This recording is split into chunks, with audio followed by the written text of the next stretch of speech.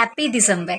देखते देखते कब दिसंबर आ गया पता ही नहीं चला। ये ना एक्चुअली हम लोग को हर साल ही ऐसा फील होता है कि अभी तो जनवरी स्टार्ट ही हुआ था और फिर दिसंबर आ गया।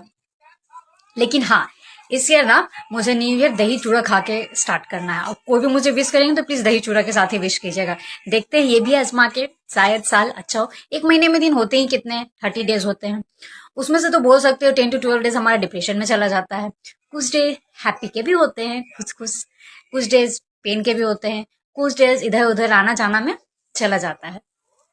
इधर ना कुछ दिनों से मेरा उतना ज्यादा वीडियोस नहीं आ रहा है ड्यू टू सम रीजन। तो उसकी वजह से ना मेरा बहुत लॉस हो गया। मेरे व्यूज काफी ज्यादा ही नीचे चले गए।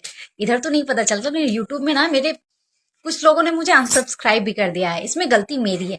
इसलिए ना आज से मैं सोची हूँ ना, अभी से 10 डेज तक 10 डेज 10 वीडियोस। देखते हैं ये हो पाएगा कि नहीं, एक दिन में 10 वीडियोस।